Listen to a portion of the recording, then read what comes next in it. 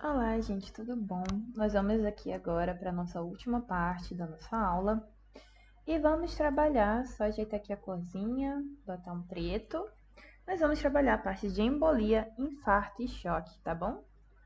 A embolia, primeiramente, ela vai ser o deslocamento pelo sangue de um sólido, um líquido ou um gás, ou seja, o conteúdo ele varia, que vai acabar se instalando em um local distante da sua origem.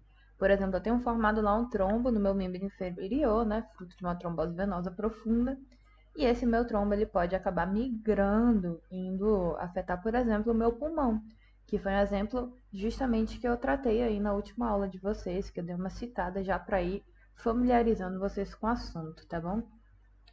Contudo, é importante saber que 99% das minhas embolias, ou seja, praticamente todas, são resultado de fragmentos de trombo. Então, na verdade, a minha embolia por causa de líquido ou causa gasosa, ela acaba sendo menos comum, tá bom?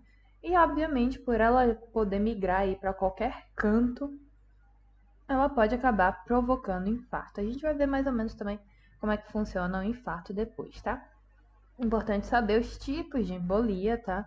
Nós temos alguns tipos principais, 5.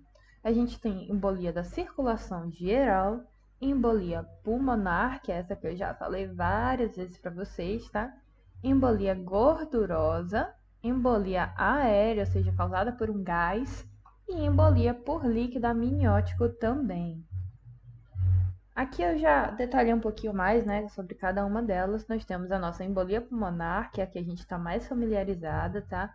E em 95% dos casos, ela vai ser originada por trombose venosa profunda. Por isso que eu sempre estou trazendo esse exemplo para vocês, que é aquele meu trombo, que é originado nos meus membros inferiores, tá? Isso é muito comum onde? Pós-cirúrgico, tá? Cirurgia de trauma, por exemplo, a pessoa teve um acidente, fez uma cirurgia ali, acabou ficando acamado muito tempo, e isso pode acabar gerando um trombo nos membros inferiores, tá? As veias mais envolvidas com esse processo, com esse surgimento, é a veia poplítea, a femoral e a ilíaca, tá? Pode causar morte súbita, choque e insuficiência cardíaca direita também, tá? Agora, aquelas minhas embolias causadas relacionadas com a circulação geral já é um pouquinho diferente. 80% vai derivar de trombos murais intracardíacos. Claro, se eu estou falando da minha circulação geral, eu preciso envolver o meu órgão que vai estar ali coordenando a circulação geral do corpo. Então a gente fala de quem? Do nosso coração. Por isso que vai ser originada ali, né, a partir de trombos murais intracardíacos, beleza? Vai acabar bloqueando arteríolas de membro inferior e do próprio cérebro, tá bom? Pode causar também infarto, a maioria deles pode causar infarto, né, já que vai ocluir ali, né, alguma artéria, alguma veia. E dependendo da vulnerabilidade do tecido, a isquemia, isquemia que é quando você obstrui uma região, seja por exemplo aí com esse nosso trombo, que é o exemplo que a gente mais está utilizando, e aí aquele meu tecido adjacente, ele acaba não recebendo oxigênio, tá? Então ele entra em um processo de isquemia. E de ramas colaterais extras, o que isso quer dizer? Bom, a depender de vários fatores, inclusive a evolução, no meu caso, tempo, né? A gravidade desse meu êmbolo, a artéria que ele afetou, a veia que ele afetou, o meu corpo vai tentar compensar isso. Então, se ele está percebendo que um tecido ali, ele começou a ter uma falha na irrigação, está recebendo menos irrigação do que deveria, ele começa a criar o que a gente chama de rama de colateral, certo? Ou seja, são ramas, ou seja, se eu tenho aqui uma artéria, por exemplo, e ela está aqui com um êmbolo, tá? E aí ela não consegue nutrir, ela não consegue irrigar esse meu tecido aqui, ó. Esquisitinho que eu fiz. O que que vai acontecer? O meu corpo começa a criar mini artériazinhas, arteríolas aqui, ó, que vão migrando e vão trazendo o sangue que está aqui e levando até o meu tecido que não está recebendo como deveria. Então, se tem como se isso ocorrer, a gente até consegue ter uma compensação, tá? Já em alguns tecidos isso acaba não ocorrendo e realmente a gente vai ter a morte tecidual. Então é isso daqui que está dizendo, né? que vai depender dessa minha capacidade ou não de criar essas minhas ramas colaterais, tá? Nós temos também embolia de origem grasa ou gordurosa, o nome já diz aí o conteúdo, né? Gordura, lipídios, óleos. E ela é bem pouco comum, tá? Mas ela acontece após fraturas de ossos longos, né? Por exemplo, aí o nosso fêmur, ou então queimaduras. O que é que acontece? Lembrem que nos ossos a gente tem dois tipos de medula. A gente tem a medula óssea vermelha e a gente tem a medula óssea amarela. Na vermelha é onde a gente vai ter tecido hematopoético. O tecido hematopoético são todas aquelas minhas células que vão originar as células do sistema do tecido sanguíneo, tá? Não são as mesmas do tecido sanguíneo, são as progenitoras do tecido sanguíneo. Já a minha medula óssea amarela é onde a gente vai ter um acúmulo ali de gordura, tá bom? Então, por isso que, né, quando a gente vai ter esse meu osso quebrado, eu acabo, né, expondo essa minha medula óssea amarela e às vezes fragmentos daquela minha gordura armazenada podem migrar para a minha circulação, né, causando esses meus êmbolos também. E a minha patogenia, né, obstrução e lesão química por causa das minhas queimaduras. Lembrem que ali, né, a gente tem um panículo adiposo, ou seja, uma camada de tecido adiposo associada à nossa pele. Então, se nossa pele é queimada, isso pode acabar provocando ali também a migração daquelas minha gordura que está ali associada à minha pele, tá? Lembre que a gente tem a epiderme, a nossa hipoderme também, tá? Então, a nossa hipoderme, ela vai ter uma camada de gordura, tá? E aqui os exemplos, né? Fraturas múltiplas, como eu falei, né? Vai afetar aqui os meus ossos. A gente tem ruptura de ateromas. O que é ateroma? Aquela placa de ateroma, ou seja, meu acúmulo de lipídio no meu vaso, tá? Isso acaba se organizando de tal forma que ele começa a obstruir a luz do meu vaso. Então, por exemplo, os meus lipídios, por exemplo, o colesterol, né, HDL, começa a se acumular aqui, ó. E aí ele vai se acumulando e ele começa aí obstruindo essa minha luz arterial. Então tem relação com isso daqui. Às vezes essa minha placa, ó, ela pode ser rompida. E aí quando ela é rompida, esses meus lipídios que estavam aqui, ó, vão poder migrar para a minha circulação. E às vezes eles estão em um vaso maior, migram para vasos menores. E os vasos menores, ó, não vão ter capacidade de deixar ele passar. Então, esses pedaços, né, fragmentos dessa minha placa de ateroma vão ficar aqui, vão ocluir o meu vaso, tá? A gente também tem, né, injeção intravascular de alguns compostos oleosos, né? Isso também pode acabar acontecendo. Aqui outros tipos, né? Nós temos a bacteriana e a séptica, que o nome também já deixa aí uma dica tranquilamente para vocês entenderem, que tem a ver, né, com as nossas colônias bacterianas, nossos exudatos purulentos. Lembra que a gente falou que o exudato é quando a gente vai ter ali uma grande quantidade proteica, uma grande quantidade celular, e ele pode ser purulento, ou seja, ele pode ter a ver com infecções bacterianas, tá bom? Então, esse meu exudato purulento com bactérias, ele também pode migrar e acabar ocluindo em algum vaso, tá? E tem aí, quando ele é, né, esse meu exudato, ele acaba formando os nossos abscessos, que podem ser, por exemplo, hepáticos, tá? Essa ruptura também desses abscessos hepáticos, desse acúmulo ali, né, do meu exudato, ele pode acabar também migrando para minha veia cava, por exemplo, e causar ali, né, um êmbolo na minha veia cava de origem bacteriana, tá? Da mesma forma que bactérias, os parasitas também vão poder causar isso, claro. Eu falei para vocês na aula anterior sobre a elefantíase, que é uma manifestação clínica da filariose, tá? Então aqui já traz, ó, exemplo, filárias e microfilárias, ou seja, filárias menorzinhas. Elas podem também migrar, ao invés de invadir ali e ocluir meus linfáticos, às vezes pode acabar ocluindo outros vasos. Então, ela também tem essa forma de afecção, tá bom? E obviamente aqui os dois são corpos estranhos, tá? São classificados como embolias por corpos estranhos, porque né, é um corpo que não é nosso, né? É algo que veio de fora, uma infecção. Aqui nós temos líquido amniótico, que está envolvido ali com o nosso processo de gravidez, principalmente naquela fase do parto e do pós-parto. O meu líquido amniótico, ele vai conter grande quantidade de substâncias trombogênicas, ou seja, substâncias que favorecem a coagulação, a minha cascata de coagulação. E aí, às vezes, elas podem acabar induzindo uma grande quantidade de formação de coágulos na mãe. E aí, esses coágulos, né, vão formar os trombos, esses trombos vão migrar, enfim. É uma situação rara de acontecer, tá? Apenas 0,002%. Contudo, quando ela acontece, a mortalidade é muito alta, tá? É superior a 80%, porque a mãe está recebendo uma quantidade ali de substâncias trombogênicas muito grande quando isso acontece. Então é um caso bem complicado. Aqui eu botei alguns sintomas também, né? Dísnea, cianose, hipotensão, choque, convulsões e coma, tá? Mas só para vocês entenderem assim, um pouquinho do quadro geral mesmo. Vamos lá, consequências. Agora a gente já está saindo daqueles tipos e vendo um pouquinho sobre a parte das consequências das minhas tromboses venosas profundas, tá? Lembra que eu falei que a trombose venosa profunda ela pode originar ali uma embolia, tá? Então a gente já tem aqui essa principal assim consequência desse meu quadro. A gente tem aqui embolias que podem ser, por exemplo, pequenas, né, não muito significativas e que vai ocorrer em 60 a 80% do caso. E esse tipo de embolia, ela é subclínica, ou seja, ela não vai aparecer ali, ela é tão pequenininha que ela acaba não aparecendo naqueles meus exames de rotina. Por isso que a gente classifica como subclínica, tá? Desculpe. Em pacientes em patologias de base, tá? Em pacientes cardíacos também pode acabar provocando múltiplos infartos pulmonares. Gente, só para lembrar, infarto pode ocorrer em qualquer órgão, tá? O infarto é a morte do tecido, é esse o conceito.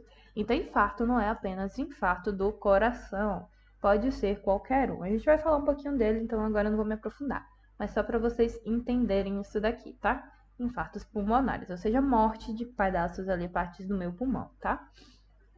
Nós temos a embolia pulmonar massiva, que tem uma pequena porcentagem, tá? Apenas 5%, e é caracterizada pela embolia em cilha de cavalo, ou seja, cela de cavalo, tá? E é justamente essa imagem que está aqui embaixo. Vocês veem que o meu êmbolo, ele acabou entrando numa zona de grande turbulência, ou seja, uma bifurcação aqui desse meu vaso. Ele estava vindo aqui, ó, e se chocou com essa parede aqui do meu vaso e acabou, ó, ao invés dele ir para um lado ou para o outro, ele acabou sendo preso aqui, ó, por essa bifurcação. Então ele ficou contido aqui e isso acaba influenciando nessa minha migração de células, tá bom? Às vezes, por exemplo, os eritrócitos podem acabar se atrapando, se prendendo aqui, ó, e aumentar ainda mais esse meu êmbolo, tá? Ele vai causar morte súbita, colapso cardiovascular também, que é o que a gente vai ter como tipo aí, cor pulmonale aguda. A gente tem cor pulmonale aguda e crônica, né? Que é uma relação justamente, né, com o tempo. O que é essa minha cor pulmonale? É quando o meu ventrículo direito, ele vai começar a aumentar. Só que ele não aumenta por uma causa cardíaca diretamente, ele aumenta de forma secundária a uma pneumopatia, por isso esse pulmonale, tá bom? Então, algum problema ali que está no meu pulmão vai acabar provocando uma hipertensão da minha artéria pulmonar. E essa minha artéria pulmonar, por sua vez, vai sobrecarregar ali o meu ventrículo, que vai estar fazendo muita força para tentar enviar o sangue para ela. Então, esse quadro, né, acaba crescendo, né, acaba fazendo com que o meu ventrículo direito ele aumente, tá bom? E assim, obviamente, né, vai acabar causando aí a longo prazo na insuficiência ventricular direita. Onde a gente tem essa cor pulmonale também aqui, ó, embaixo, tá? Podem levar esse quadro de TVP também pode levar ao desenvolvimento de hipertensão pulmonar secundária e cor pulmonale crônica. Não é apenas aguda. Aguda é específico quando a gente tem aqui a nossa embolia pulmonar maciça, tá? Fora isso, a gente também tem embolias médias, que a gente acontece aí, né, em 20 a 35% dos casos, já um pouquinho mais significativo que a nossa massiva, quer dizer. E ela vai ser caracterizada, né, por ramas periféricas de tamanhos moderados. Não são vasos tão grandes. E geralmente podem produzir, né, infarto pulmonar também, tá? Aqui botei uma foto do coração. Só para vocês associarem, lembrarem um pouquinho, né, do funcionamento aqui desse nosso querido coraçãozinho. Mas o foco aqui, depois se vocês quiserem, vocês dão uma olhadinha, relembra aqui cada um, né? Mas eu queria destacar o que eu falei ali da cor pulmonar, tá? Minha cor pulmonar, vamos imaginar que aqui, ó, eu tenho o meu pulmão. Pulmão dos dois lados, obviamente, né?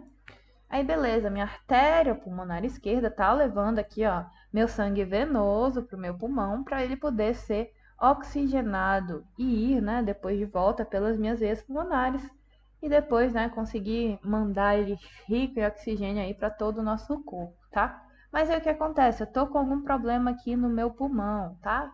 Aí eu acabo causando uma hipertensão na minha artéria pulmonar esquerda. Essa minha artéria pulmonar esquerda ela começa a ser sobrecarregada, por isso a hipertensão. A gente vai ter uma pressão muito alta contra a parede do meu vaso.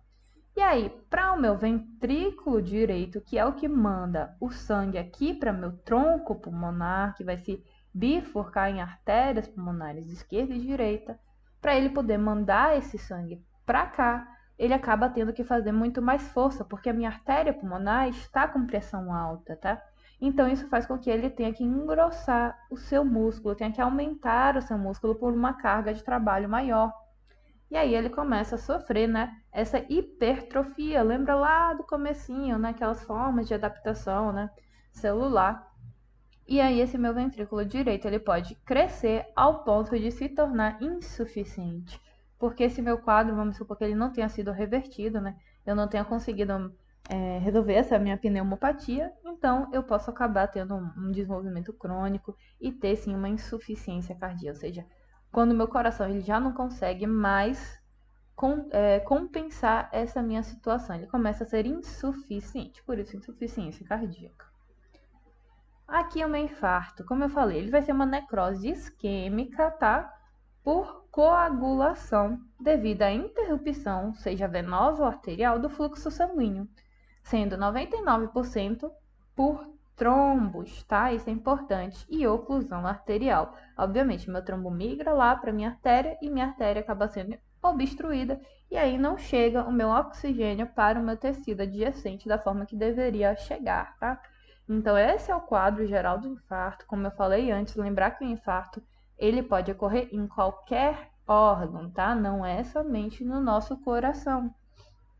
Outros órgãos também podem acabar sendo afetados, né, por mortes teciduais desse tipo, ou seja, isquemias, né? Falta de irrigação ali pelo oxigênio. Então, meu tecido ele não tem oxigênio da forma que deveria, ele não produz energia e ele acaba morrendo.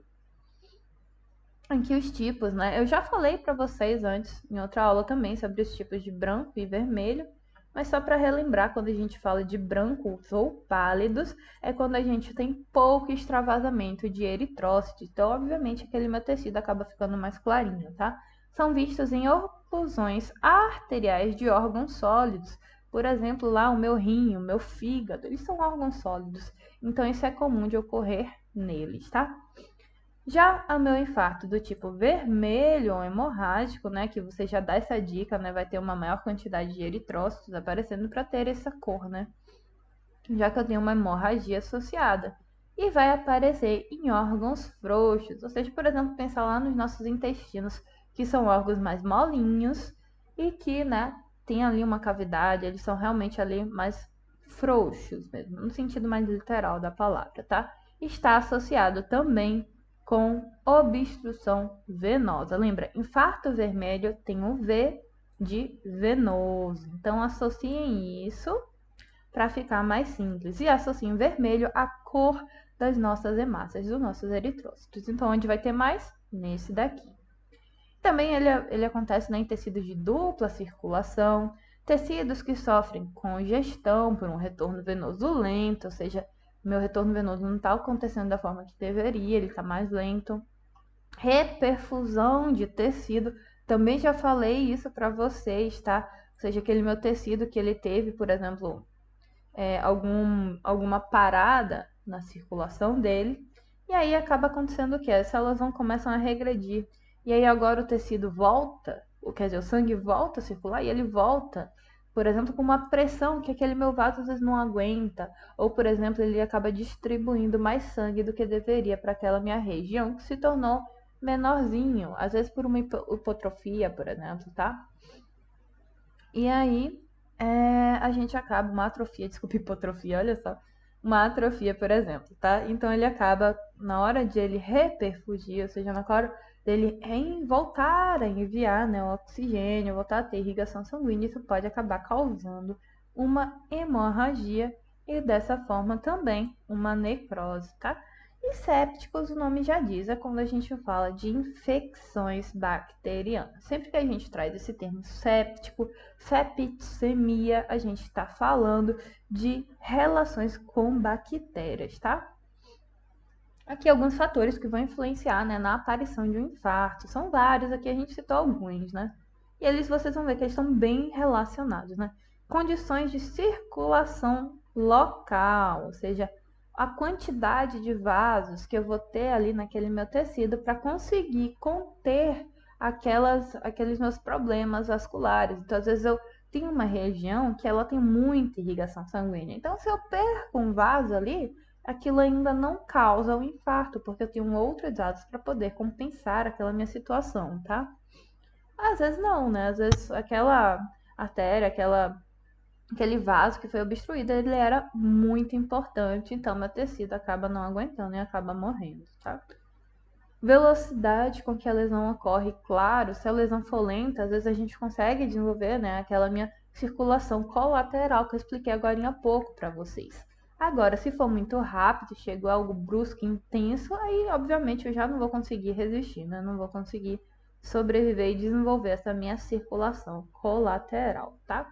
A vulnerabilidade de cada tecido à hipóxia, ou seja, às vezes a gente tem tecidos que eles precisam de muito mais oxigênio do que outros.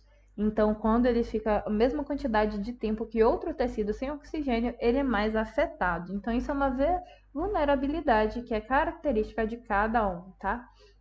E, obviamente, conteúdo de oxigênio do sangue, que está extremamente relacionado, extremamente conectado com todos esses outros fatores, porque quando a gente fala de circulação, a gente nada mais fala do que levar nutrição e levar oxigênio, tá? Então, se eu afeto minha circulação, obviamente eu afeto aqui, né, o meu oxigênio. Então, a minha quantidade de oxigênio no sangue, ela também é extremamente importante, né? Que nós vamos para a segunda parte, que é o choque, tá? O choque eu dei bem resumidinho aqui, até porque eu não vi o professor de vocês citando ali no slide, mas eu trouxe porque eu julguei importante, tá? Saber pelo menos assim um geralzão sobre ele. O choque ele vai ser um estado em que o gasto cardíaco reduzido ou a diminuição do meu volume sanguíneo circulante, né?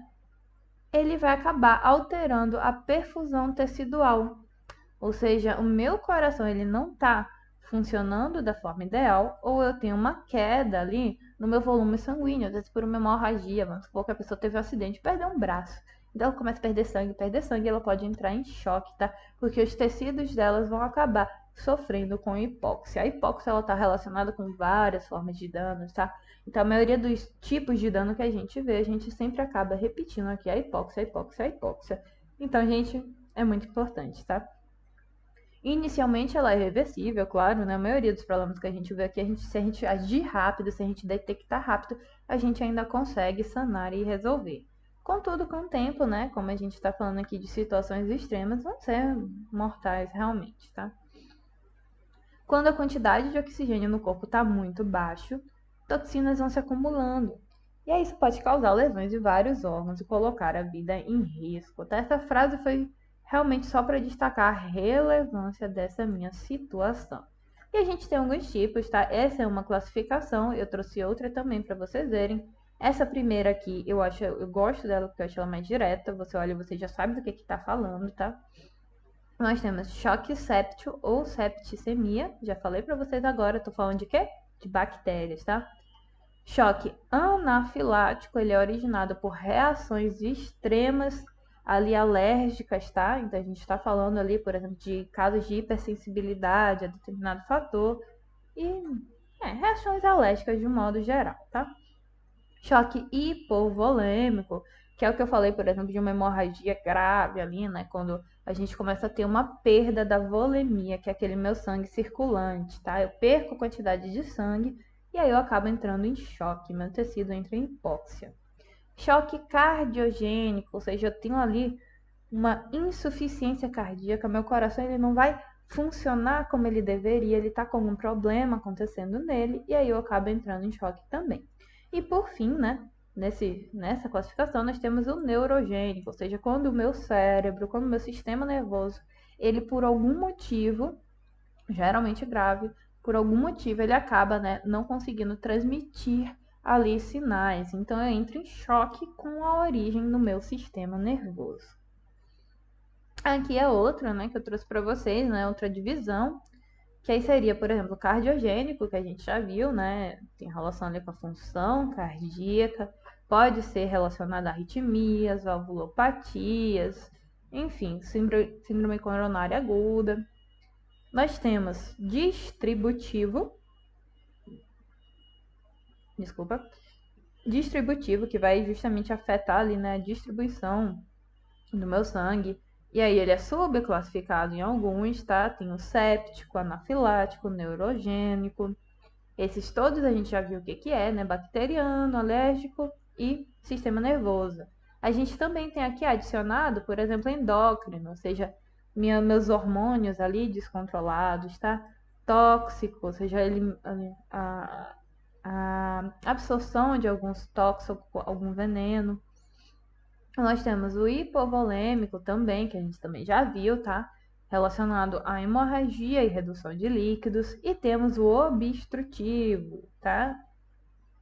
Por exemplo, né, tamponamentos, ou seja, criações de tampões, pneumotórax, TEP também, tá bom?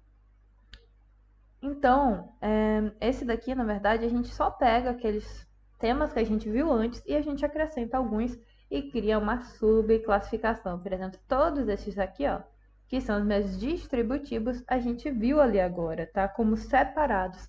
E a gente viu também o nosso cardiogênico e o nosso hipovolêmico. Então, só para vocês saberem que esses aqui são outras formas de classificar esses mesmos que a gente já viu antes.